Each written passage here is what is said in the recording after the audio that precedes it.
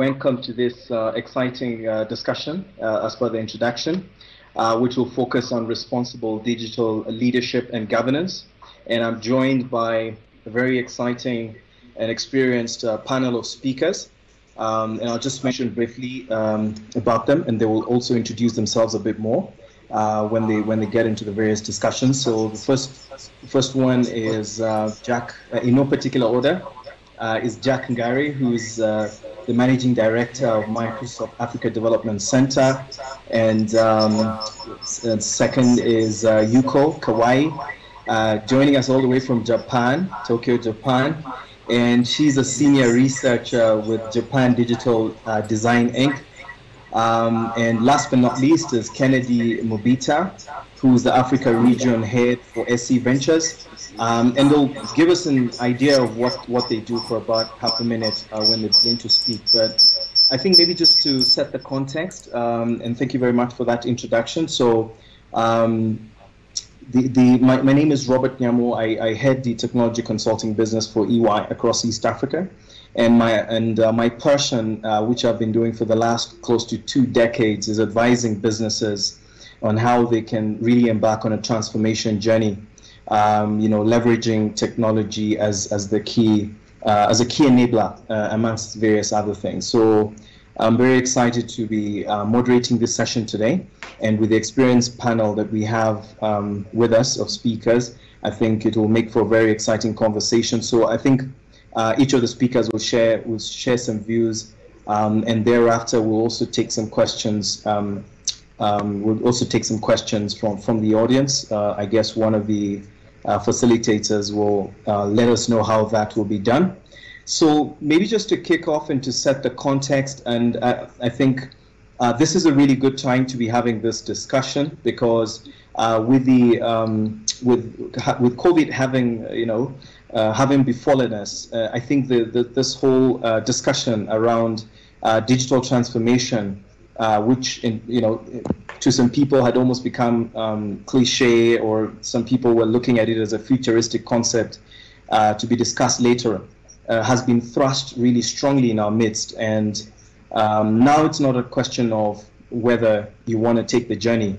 You really have to take the journey, or get disrupted. So there are 2 things here. So what's going to happen is going to happen. So the organizations really need to decide where they're going to be placed within that paradigm. Are they going to be market leaders and show the way, take on a bit of experimentation, fail safe and fail trying, or are they going to take a back seat and wait for other organizations to begin the process and try a few things here and there? So I think when COVID, especially in this part of the world, in East Africa, starting I think around mid-March is when we reported our first cases.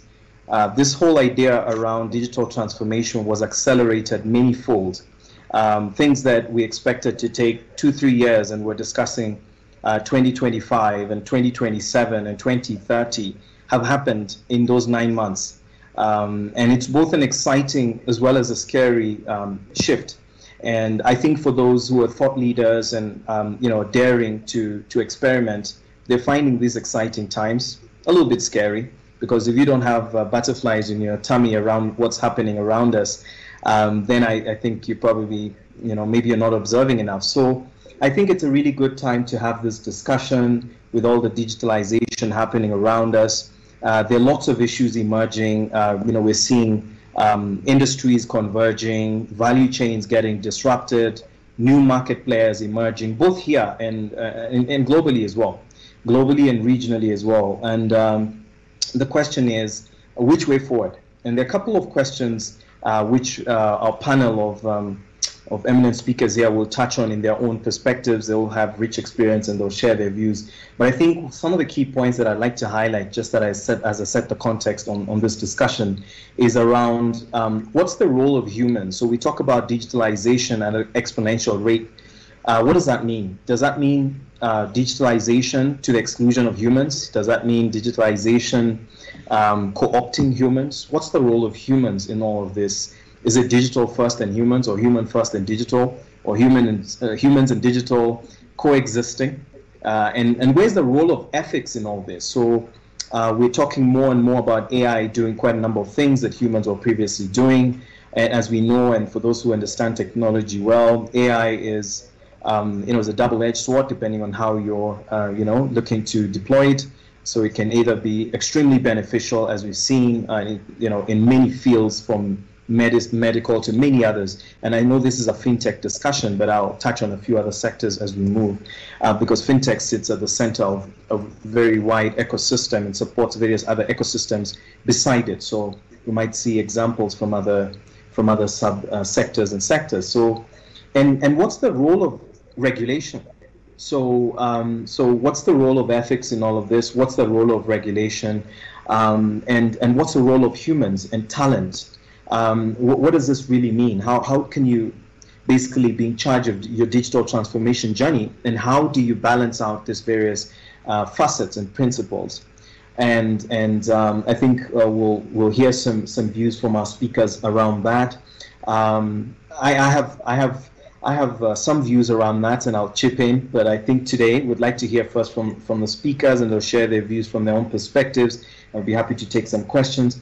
There's maybe just before I introduce the speakers to give us some of their thoughts. There's a particular framework that I really like, and it's called the Dealing Way, and it touches on 4 key values that are really important for us to bear in mind, especially now. And I'll just touch on the values very quickly, because there's 7 other principles. But the values are around people first and digital always. So having a digital mindset in everything that you do. So if you were traditionally doing things a certain way, how can you now do this in the context of this digital age that we are well into, and we've been thrust even further into, and at an accelerated pace by COVID-19 across the world.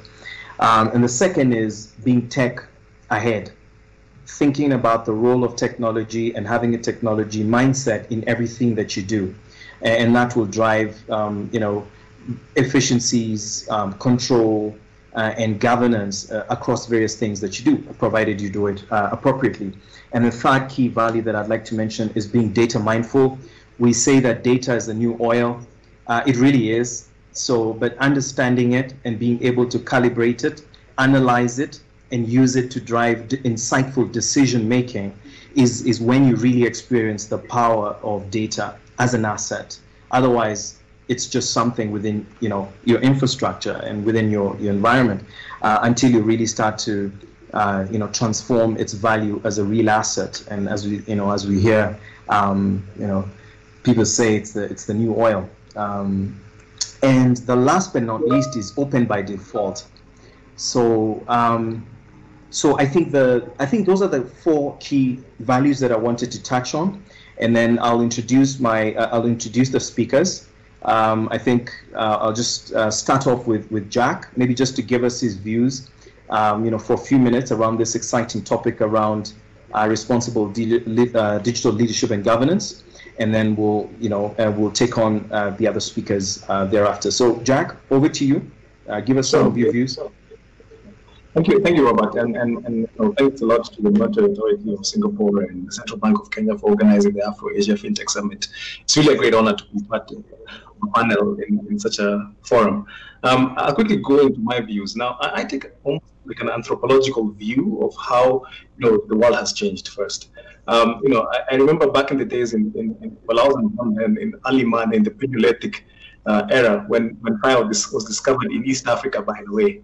By Stone Age man, there's always challenges of how to harness the power of fire, both for the good and for the bad. There's this always dichotomy with every new invention that man goes through, where there's always going to be an aspect of how do we better our society as a whole, using the power that we've discovered, and at the same time, how do we protect ourselves against it in other aspects. And you can go down the list through the invention of electricity and the second industrial revolution, and right down to even when explorers were looking for new places to discover.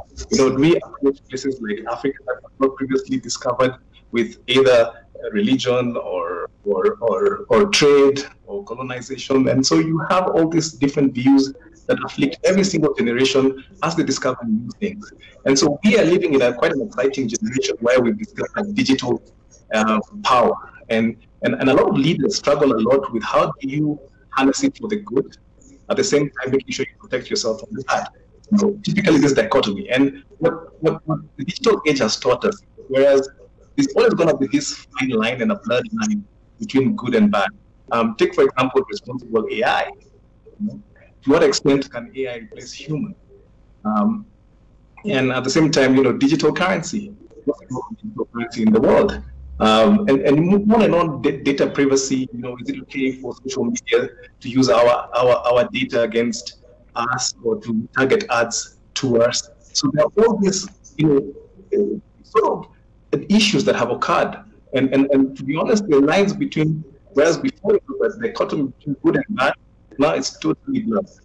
But as a leader, in my view, having run a digital business, what are some of the things you look at, and what are some of the things that you can build internally to advise you and to advise your organization in the best possible way, and also maintain a good level of governance?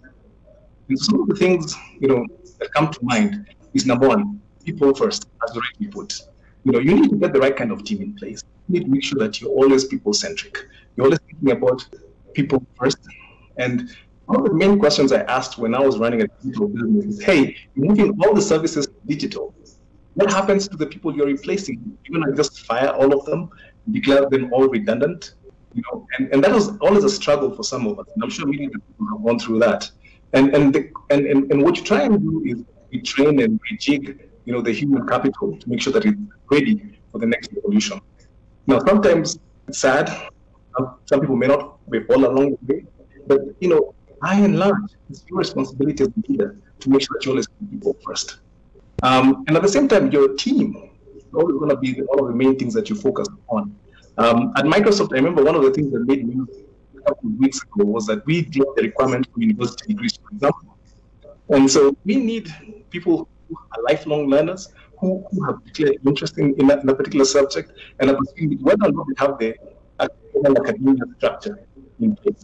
And so those are some of the things that the digital age is teaching us. You're looking more for the skill and the attitude more than anything else. The next thing I want to talk about is the mindset. And being open, having a growth mindset. Carol talked about people who can be able to see beyond what the current circumstances are. Able to join the dots, anecdotally or actually. That, for example, if I invent this new technology, how then does it impact the rest of the society? And so those are the kind of things that, as a leader, you need to be able to focus on. Having a mindset that is able to join these dots in one way or another. The other thing that, you look at is, can a leader or are organizations able to operate in both long-term and short-term? And I kind of call that temporal ambidexterity. We do that in MBA classes. You need people to focus on the short-term as well as the long-term. More and more, you're finding a scenario where leaders to focus on the short-term and long-term, but also at high level and at low level. Because your technology is impacting individuals, households at real time, getting feedback immediately. If they don't like your service, they're going to say you don't like it and post it on social media. So you need to be able to juggle not only short-term and long-term goals, but high-level and low-level type views of your products and services. And at the same time, be able to articulate them in terms of a governance perspective. What does it mean overall to regulators, to your stakeholders, etc. Those are the kind of things that a mindset shift needs to happen to leaders. The other thing is also behaviors and values. And this is pretty much the core of everything. The fact that there are certain eroding behaviors that are happening right now in digital space. And when I say eroding, I could give a good example. Society is built with top-down approaches. Now, in the digital age, you're finding everyone has an opinion on what they're doing. And so it's actually a bottom-up approach coming through. And so from a leadership perspective, you are able to synthesize this information coming not only from the bottom, the top, and be able to give. I'll touch on just one important behavior as well, which means exploring behavior. I remember a scenario where we deployed an app to a certain African country. and it was a financial services app. And what happened was that we visited the country and we discovered that a lot of people speak French. We didn't, unbeknownst to us, we assumed that the app should also be in French and English. At the same time, we discovered that, hey, look, people don't like the language of French in official documents. And so you're able to synthesize this information for the user and quickly turn around and be able to deploy an app that actually makes sense to your audience. In closing, the last thing is regulatory framework. Now, you must be able to also take the information that you get, as well as create a story around what the innovation is in the digital space, because regulation will come.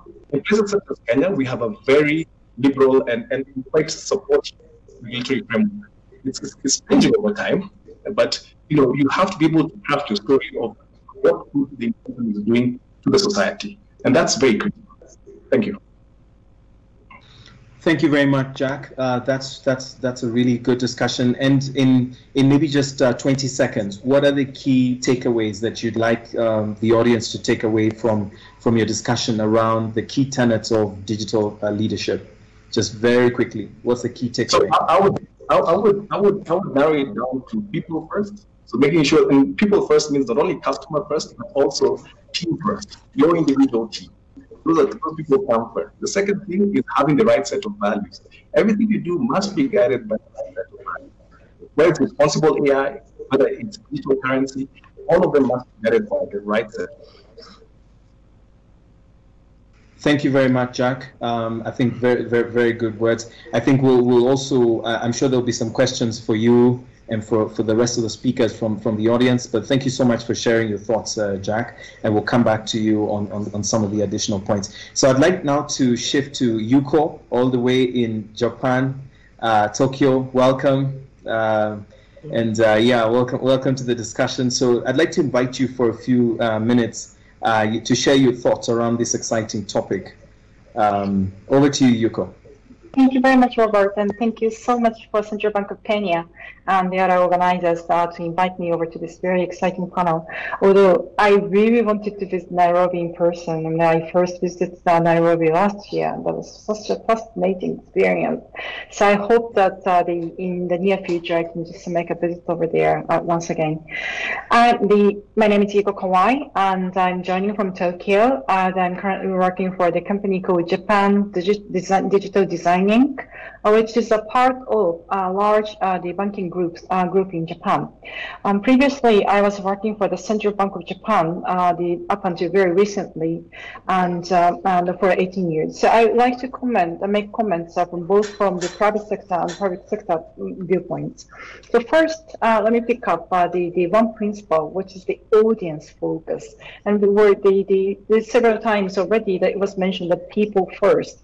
And this is what I want to put in the perspective of audience first, audience focus. To me, this is the most, I would say, neglected principle in discussing the digital innovation. And many projects fail due to the lack of scalable demands from the audience. For example, currently there are active discussions going on around CBDC, the central bank digital currency.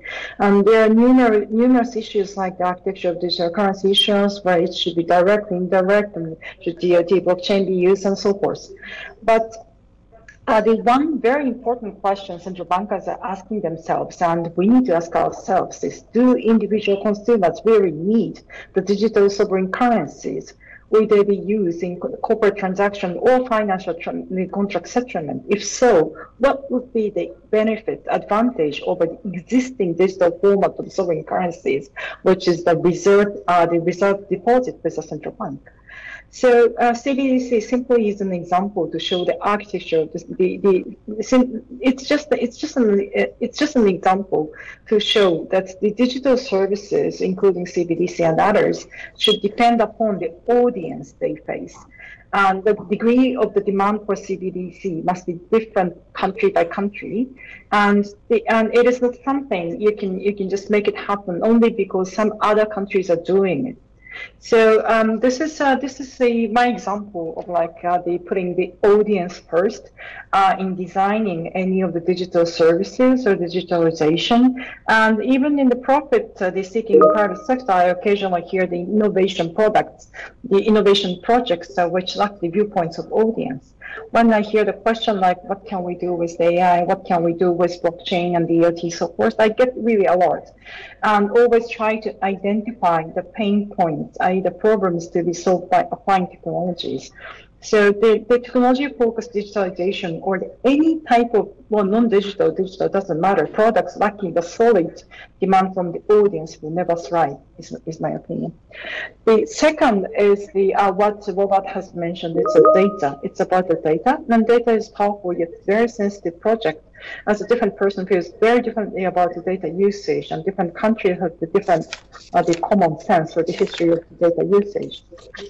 I personally believe China is using data to the very, very good extent, I mean, like promote the welfare of the society. But I don't think the large economies, including Japan, will come to the level of China in terms of the level of the usage of the data, because the historical background of society, the social reasons, and from other reasons.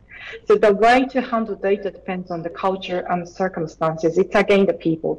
So I really would like to suggest that one naive common rule to use the data. When you want to use the data, you really need to think about the welfare of the data owner, like individual or the corporations.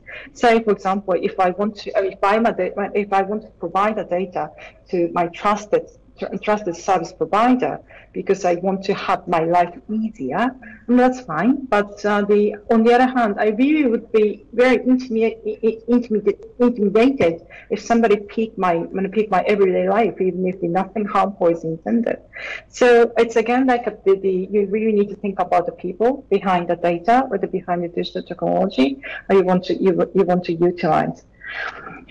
Finally, I really would like to suggest the digital first strategy, which was also mentioned by Robert, I think. There is like when I entered this, when first touched upon this fintech world just a couple of years ago, it was the very thematic the approach was O2O, which is offline to online, and they're trying to digitize as many things as possible in the real world to shift over to the digitalized world. But now I think the trend is more on the OMO, which is online merges with offline, which means that it really doesn't matter whether it's a digitalization or not. I mean, the best the methodology to be applied for the people's demand, as I said, audience demand matters most. So in order to achieve such, maybe online is better, or maybe offline is better, or maybe the combination online and offline is better. So it's again like the same thing, like putting the people's perspective first, ahead of the digital technology utilization. One last point I would like to make from the governance perspective is the existing rules and regulatory frameworks are normally aligned with the offline traditional real-world activities. They may look obsolete in the digital world, and sometimes it is very true that they need to be changed. However, the core purpose of the regulations, such as may need to be preserved in the digital world as well, such as the customer protection or the prevention of the abusive monopoly and so forth. It is very difficult to properly balance between the innovation and protection, but I personally believe that winning strategy in this changing world is to keep the active dialogue between the regulators and practitioners in order to be very flexible and not forgetting the core principle. Thank you. Thank you very much, Yuko. And I think maybe in 10 seconds, I heard quite a bit of people first in your discussion. In 10 seconds, what would your key takeaway be for the audience? What do you want the audience to take away from your discussion? You discussed some very good points there. What's your key takeaway in 10 seconds? Okay. Sometimes it's so fascinating to talk about technology and newly invented things. But please don't start from the technology. Please start from the people. Please start from the designer. please start from the pain points you want to solve, and think about the technology to be applied to best resolve those issues.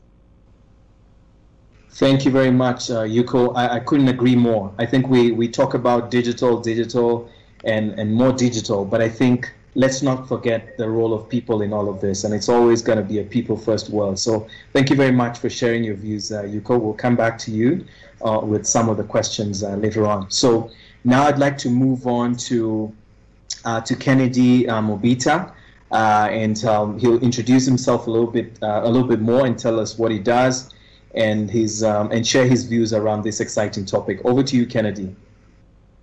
Thank you very much, and thank you to the Central Bank for inviting me to participate in this forum, in this panel.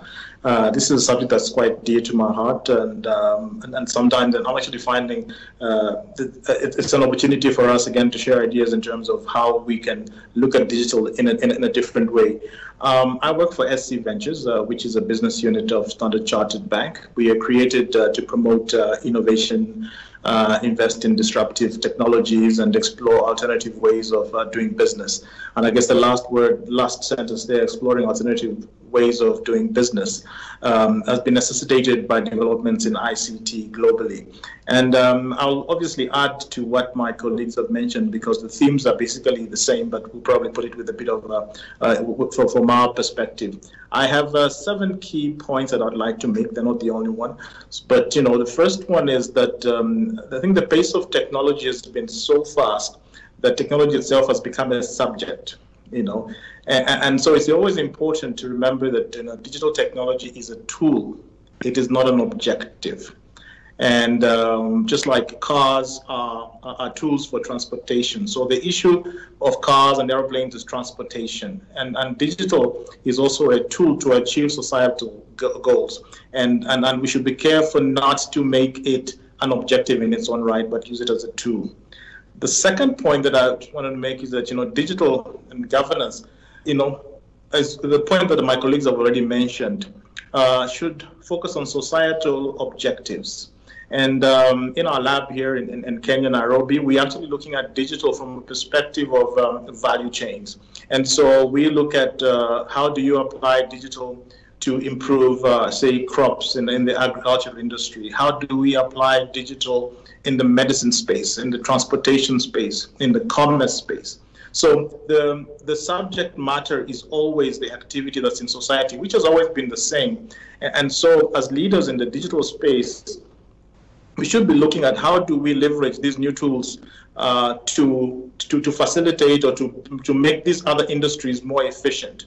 And as we digitalize and as we digitize various industries, they make them more susceptible now to applying the digital tools that we have to improve and solve those issues.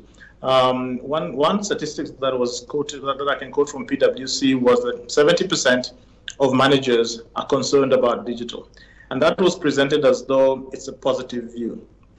I actually viewed it as a negative view, because it means if 70% of CEOs are worried, it means that they're not comfortable with the changes that will happen to their industries, and they are actually looking for how they survive, will they be able to exist.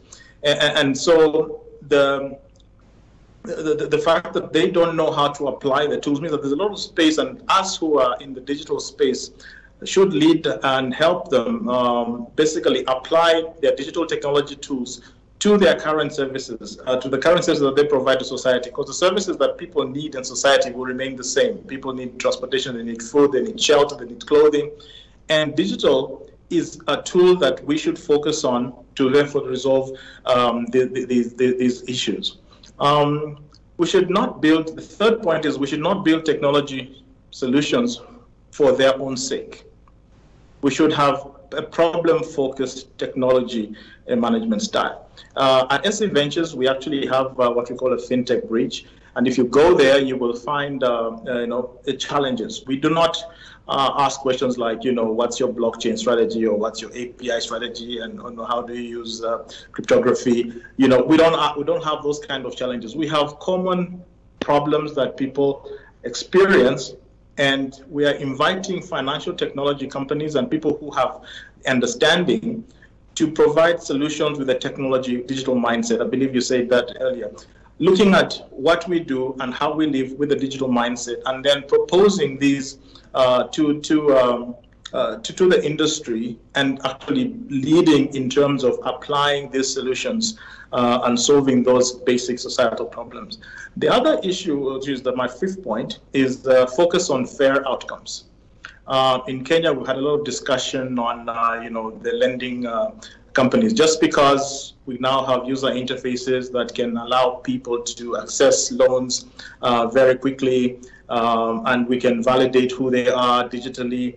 People have taken advantage of this. Not everybody, but some people have taken advantage of this, and they have not used digital tools to estimate or understand what the needs of the people who are borrowing are. And a lot of people have been borrowing and spending money on gambling, or borrowing beyond their means, or not being able to align their use of technologies to what they actually need. And therefore, a lot of people have been driven into have basically had bad debts, and so we should look for fair outcomes. And so probably like in that area of lending, which the central bank governor has been speaking about quite a bit of time, there are digital tools to enable us assess whether the person borrowing needs that money and whether they've used the money for what they intended it to achieve. But a lot of people who take a very basic view on digital applications just say, just because I can give a UI that can access, people can access funding, I'm going to give them funding and then lend them at 90% because my loss rate is not going to be that high. And so we should look for fair outcomes when we're applying digital tools in our businesses. The other one is digital leaders should own the risk mitigation agenda. They should not look at risk mitigation as an impediment or as if it's been imposed on them. And therefore, the governance framework of an entity or a fintech or a company that's applying digital tools should ensure that it manages the risk, and that is part and parcel of innovation. So risk mitigation is part of innovation. In fact, a lot of the useful innovation in society is actually to mitigate the risk and ensure that the risks of applying that technology are mitigated, and that because this is a new area that's evolving very, very quickly, a lot of people using these digital tools don't understand the risks that they are carrying. And as leaders, we need to be able to think possibly on their behalf, because it will not be possible to train everybody to understand the cybersecurity risk of accessing a website, etc. So you need to actually front load the products with risk mitigation tools before you deploy them in the marketplace. The last point that I would make is that we should view the regulators as allies, not enemies. And now this, I always say this and people find it controversial, but when you are dealing with the regulator, you should look at what is the mission for which a regulator has been set up, whether it's the communications authorities or the central banks. What have they been set up for, and what are they trying to solve? And instead of saying, I cannot do something because a regulator is stopping me from doing something, we should actually approach the regulator, and this is something we do quite frequently from our lab, is that we approach the regulator and help them fulfill their mission by deploying technology. For instance, facial recognition. Possibly when you do a digital facial recognition, you might actually be better than a teller who's just looking at a receipt. I do have some relatives who are quite close, who look very, very similar. Sometimes one carries the other's ID and they use it. Now when you're using digital tools, you might actually have a better accuracy and be able to tell between twins, depending on how your platform is. And so leaders should look at regulators, find out what their mission is, and fulfill that mission better, and then go and demonstrate to the regulators that, you're concerned about this risk, you're concerned about AML risk, you're concerned about lending risk. I have digital tools that you can deploy to achieve your mission, and so that the regulator starts seeing you as a partner who is helping meet that societal goal and helping meet the regulation. So those for me are the 7 key points that we have. Of course, Jack mentioned the issue of training, so I didn't repeat that because I have it on my schedule as well, the fact that you need to train your staff and develop them. But in terms of the key issues is, don't look at digital as a tool. Own the risk management framework, focus on fair outcomes, and look at the societal impact of your innovation rather than just seeing what you're going to make out of it yourselves. Thank you very much, Kennedy. Like we promised, I think you've seen the rich array of ideas coming through from the three speakers. So, like I think those are very good points for the audience to ponder over, because I think there's a lot of discussion around digital. I like what you brought out, Kennedy. One additional point: this should not be digital for digital's sake, but digital is a means to an end, not an end in itself. So I think some really good discussion points coming through from Jack, from Yuko, and from Kennedy. And I think that should give our audience. I think this is a topic. If we're allowed, we'll probably speak. All day. Every day, at least for me, I'm very passionate about this area. But I think in the time that we have, I think you've shared some very good points with the audience. So I think I see a question that has come through from the audience. It's a fairly wide-angle kind of question. So I'll put it to you speakers, and you can give your perspectives as we wait for other questions to come through. We'll see whether there are other questions around. And the questions from Kelvin around what is the best model for managing enterprise-wide technology-enabled transformation. So you can each give your views as we see, maybe just a minute each, what your perspective is around this. Just your quick high-level views. I know this is a wide topic. I could speak about this for 2 hours because I'm involved in advising businesses. But maybe starting with you, Jack, what's your quick takeaway around this question? I know it's you can take it from any perspective you like. Jack? Yeah. I'll try and take the unconventional approach as usual. Carl Rees of who heads up the MIT lab, said that business transformation, digital transformation, when done right, is like a business turning from a caterpillar to a butterfly. When done wrong, it's like getting a faster caterpillar. So you have all this array of things that you need to address in your business. I don't want to sound, like a broken record, but the first thing you have to do is address what the customer pain point of trying to achieve from an organizational perspective. Is it revenue growth? Is it efficiency? Is it cost reduction? I mean, is it customer delight? There's some of this. There could be a mix of all of them or some of them, but the overarching point is, what do you want to achieve? And out of a whole list of what you want to achieve is prioritization. Many organizations have got tons of projects, whether it's digitizing, the front end, back end, the front office, the back office, the middle office, digitizing loans, digitizing, savings. There are tons of things you can do. But the idea is, which one gives you the biggest bang for your buck, or creates the transformation that you want to do, and prioritize just those one or two things that you want to achieve, and then approach it in an agile mindset. You do not know what the outcome is, and I'll tell you what, even if you approach the biggest of the brands, in the digital space, they will also be learning with you, because every organization is unique, and whether we like to do it or not, we have nuances that inform the technology and heights expected. So one technology that works, let's say, the biggest bank in the US, may not necessarily work for the biggest bank in Kenya or Uganda or Tanzania.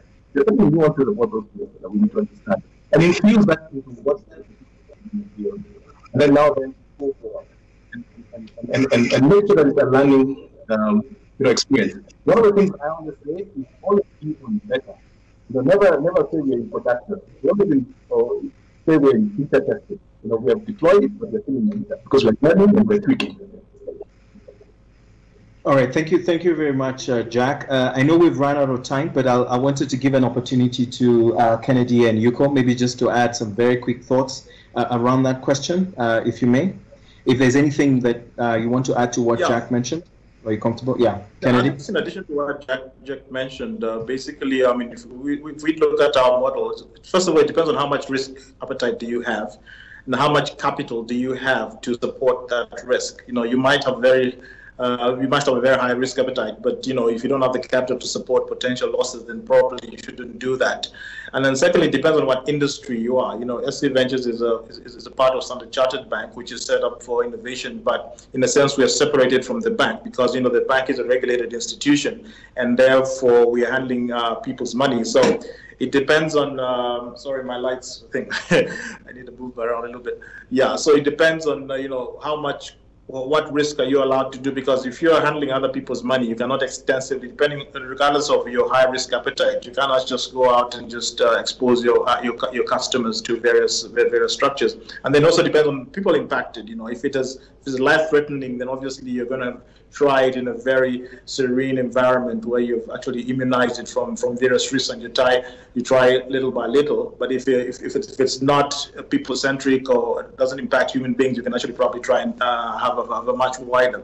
But in the short answer to that, I mean, if you look at it from the Standard SC Ventures perspective, is that we have separated out the risk-taking or the technology risk-taking business, which is what I run here, and the client funding part of the bank. And then we then adopt new challenges and try them, make them go through a proof of concept or proof of value or minimum viable product framework outside the bank before we can then start ingesting it into the bank so that it can be applied in a secure manner where we have actually tested. It's almost like doing a vaccine. You test it out, and then since everyone's talking about COVID vaccines, you test out the vaccine on a small population, see how it works. Once you've found that it's effective, then you introduce it into the community.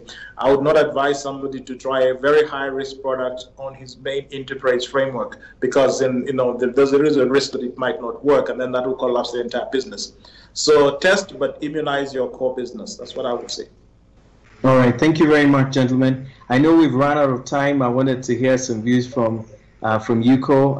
We're right at the top of the hour. Maybe in 15 seconds, Yuko, anything you'd like to add? Okay. Close. In enterprise-wide digitalization, please don't look at the procedure. Please don't start from the procedure. If you start from the procedure and digitize those parts, it's just a mechanical the effects you're gonna get. Go back to your company mission, and if you think that the best way to achieve those company mission is to digitize, just go digitization. All right, thank you very much. And now, so I think we're over time, so I'd like to hand it over to the organizers, and thank you so much I'd like to thank our speakers so much for sharing some very good insights. Jack, Yuko, and Kennedy. I think audience, you'll agree that they've shared some really good, insightful ideas around this exciting topic. I think this is an area we could continue talking for hours, but for today, I think that's where we close this conversation, to be reconvened at another time. So thank you so much, speakers, and thank you to the organizers. Thank you to the Central Bank. And now I'd like to hand it over to the organizers. Over to you, Mark. Thank you.